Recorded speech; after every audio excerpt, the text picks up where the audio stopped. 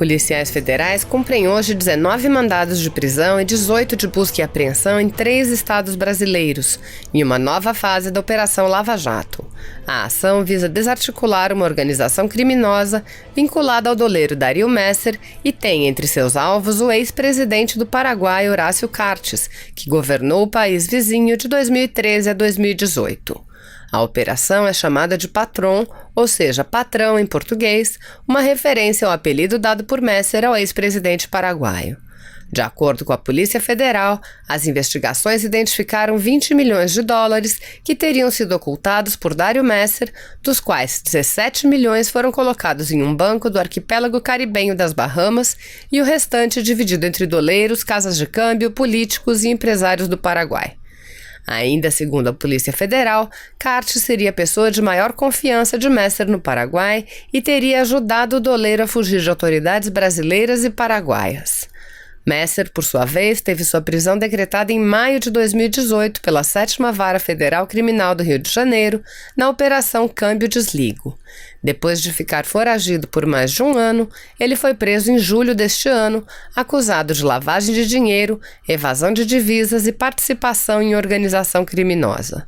Os alvos que residem no Paraguai e nos Estados Unidos foram incluídos na lista vermelha da Interpol, a Polícia Internacional. As informações são da Agência Brasil. O presidente Jair Bolsonaro tem hoje reunião do Conselho de Governo e à tarde participa da solenidade de ampliação do programa Educação Conectada nas Escolas. Vamos ao Palácio da Alvorada. Quem está lá é a repórter Luciana Colares de Holanda. Bom dia, Lu. Bom dia para você, Renata. Bom dia para você que acompanha a TV Brasil. É isso mesmo, hoje eu estou aqui no Palácio da Alvorada, residência oficial do presidente da República. E é aqui que vai acontecer a 23ª reunião do Conselho de Governo. Essa reunião acontece semanalmente desde janeiro. Todos os ministros participam e é nela onde eles apresentam o que tem sido feito por cada pasta e quais os próximos passos. E olha, é bem provável que a reforma administrativa esteja na pauta de hoje.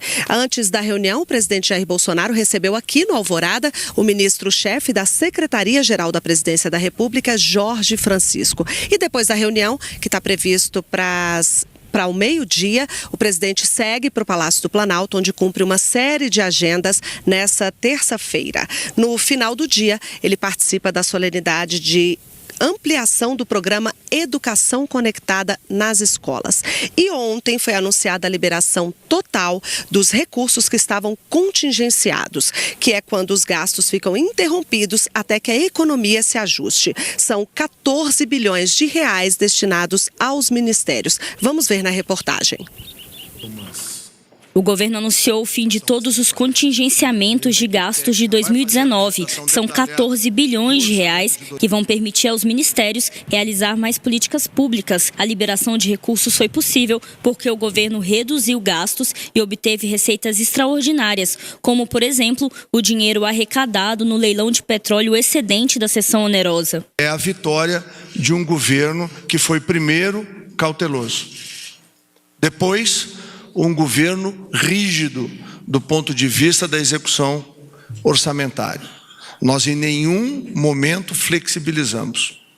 Terceiro, algo muito importante, nós desde o primeiro momento começamos a reduzir o tamanho do governo, na medida em que nós fomos desestatizando, nós fomos desmobilizando e fomos buscando receitas extraordinárias. O déficit fiscal de 2019, que ocorre quando as despesas são maiores que as receitas, também reduziu. Passou de 139 bilhões para menos de 80 bilhões de reais. Para quem começou o ano com 139 bilhões de estimativa de déficit primário, nós estamos com pouco mais da metade do número que foi estimado, o que mostra que foi um ano difícil, mas onde nós realmente fizemos um resultado bom e também já estamos lançando raízes de um bom resultado para o ano que vem também. E na semana que vem, o governo federal vai anunciar os ajustes para o orçamento de 2020, que vão complementar o projeto já encaminhado ao Congresso Nacional. A segunda etapa da campanha de vacinação contra o sarampo vai contar com mais de 11 milhões de doses da vacina tríplice viral. O foco desta fase são os adultos jovens, com idades entre 20 a 29 anos. A campanha vai até 30 de novembro. Bruna, de 21 anos, foi ao posto de saúde saber se precisava tomar a segunda dose do sarampo. O irmão dela está com sintomas da doença. Como a gente mora na mesma casa, tem um convívio diário, eles falaram que a gente deveria se vacinar o mais rápido possível para realmente prevenir isso. A Bruna não precisou tomar a vacina, mas o cuidado que ela teve deve ser estendido aos jovens na nova etapa da campanha do Ministério da Saúde. A meta é vacinar pelo menos 9 milhões de pessoas contra o sarampo. Mas atenção, as gestantes não podem se vacinar. O público-alvo desta segunda etapa da campanha são os jovens adultos com idade entre 20 e 29 anos. Mas quem tem entre 30 e 49 anos e ainda não se vacinou, deve tomar a dose de reforço. E eu estou nesse grupo. Vamos lá, Alessandra. Nem dói nada. Essa faixa etária que está sendo responsável pela cadeia de transmissão. E nós precisamos interromper a cadeia de transmissão. Os principais sintomas do sarampo são febre acompanhada de tosse, irritação nos olhos, nariz escorrendo ou entupido e mal-estar intenso. Em 2019, o país teve 10.429 casos de sarampo confirmados, 30% deles em jovens de 20 a 29 anos. 14 pessoas morreram por conta da doença. Ao todo, o Ministério da Saúde vai enviar aos estados 11 milhões e 300 mil doses extras da vacina tríplice viral, que além do sarampo, também protege contra cachumba e rubéola. O Ministério da Saúde adquiriu 47 milhões de doses de vacina, é a maior aquisição de doses de vacina contra o sarampo dos últimos anos, então não tem falta de vacina em nenhuma sala de vacina no Brasil.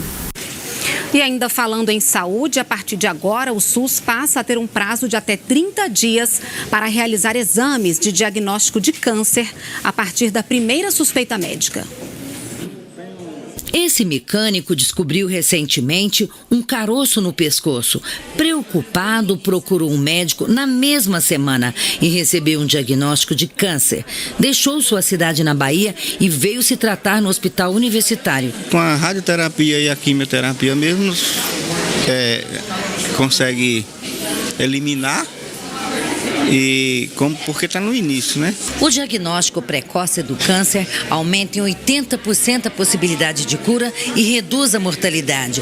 Por isso, a partir de agora, por lei, os exames para confirmação da doença pelo Sistema Único de Saúde terão que ser realizados num prazo de 30 dias após a primeira suspeita do médico. Atualmente, o Hospital Universitário de Brasília recebe por semana 14 novos pacientes diagnosticados com algum tipo de câncer. E aqui essas pessoas já têm prioridade na realização dos exames. Se você espera muito pelos resultados dos exames, esse tumor vai crescendo, progredindo e o paciente pode perder a possibilidade de cura. E as conquistas nessa área não param por aí. O Ministério da Saúde determina que após o diagnóstico de câncer, o tratamento oncológico no SUS deve começar num prazo máximo de 60 dias. E em maio deste ano, a Agência de Saúde Suplementar, a ANS, obrigou os planos de saúde a fornecer medicamentos para o tratamento da doença. Alguns casos, o tratamento é cirúrgico, outros casos, é radioterapia com quimioterapia. Eu tenho que ter todos os exames dele em mão. Tenho que ter uma fotografia do tumor, como é que está a extensão do tumor. A Anatel lança hoje um novo sistema de atendimento online. É mais uma prestação de serviço ao consumidor brasileiro. Então vamos até São Paulo. Ricardo Ferraz tem outras informações para a gente. Bom dia, Ricardo. Bom dia, Renata. Bom dia a você que acompanha o Brasil em Dia. O novo sistema de atendimento da Agência Nacional de Telecomunicações, o Anatel Consumidor, estará acessível a quem desejar reclamar de sua operadora ou solucionar dúvidas sobre a prestação dos serviços. A ideia é dar mais agilidade e qualidade no encaminhamento das solicitações dos usuários. Somente no primeiro semestre deste ano, a agência registrou mais de 1,5 milhão de reclamações. O celular pós-pago é o líder do desconto contentamento dos clientes, seguido pela telefonia fixa, celular pré-pago, banda larga e TV por assinatura. Hoje também será disponibilizado ao público novos painéis de dados de serviços de telecomunicações com os principais números do setor, tais como quantidade de acessos ou velocidade da conexão com a internet em um portal único de fácil entendimento. Os painéis poderão ser consultados no site da agência no endereço anatel.gov.br. Renata. Obrigada, Ricardo, pelas suas informações ao vivo, direto de São Paulo. As ferrovias hoje no Brasil participam com apenas 15% de todo o modal do transporte terrestre. Em um evento em Brasília, o ministro da Infraestrutura falou da meta do governo de ampliar o transporte ferroviário no Brasil. A gente quer ver a participação do modo ferroviário dobrando na nossa matriz, isso em 8 anos, com os investimentos que serão plantados agora. Então a gente quer sair dos atuais 15% para 30% de participação no modo ferroviário na matriz. Hora de saber como fica o tempo em algumas capitais. Vamos conferir então no nosso mapa. Em Boa Vista, tempo nublado com pancadas de chuva. Em João Pessoa e Porto Alegre, céu parcialmente nublado. Em Cuiabá, pancadas de chuva. E no Rio de Janeiro, chuvas ao longo do dia. Vamos às temperaturas. Em Salvador, os termômetros marcam mínima de 24 e máxima de 31 graus. Em Belo Horizonte, mínima de 21 e máxima de 28 graus. E em Brasília, mínima de 18 e máxima de 27 graus. Conquistar o primeiro emprego é um dos principais desafios dos jovens brasileiros. Para incentivar a criação de postos de trabalho com carteira assinada para este público, o governo federal lançou o programa Verde e Amarelo. Uma das prioridades é o incentivo à contratação de jovens de 18 a 29 anos. Depois de lutar pelo primeiro emprego, Douglas acaba de assinar sua primeira carteira de trabalho. Aos 17 anos, conseguiu uma oportunidade no mercado de trabalho formal. Muito feliz, né? Minha mãe fica orgulhosa de mim, meus pais. Vê que eu não sou qualquer um, né? Tô correndo atrás. Romper a barreira do mercado de trabalho também é o sonho de Igor, mas ele continua tentando. Hoje em dia eles estão exigindo bastante experiência. Porém, eu acredito que você adquire experiência na maior parte das vezes no serviço, né? É um ciclo difícil de quebrar. O mercado exige capacitação e experiência. E o jovem não consegue oferecer nenhum dos dois, justamente porque nunca trabalhou.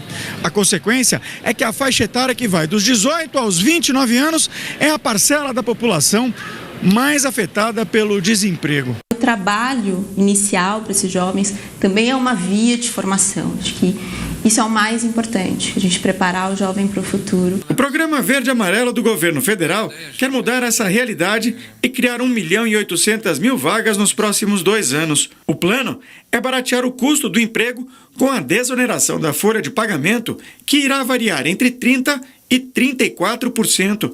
As contribuições do Fundo de Garantia passam de 8% para 2%, e os empregadores ficam desobrigados de recolher as parcelas do INSS.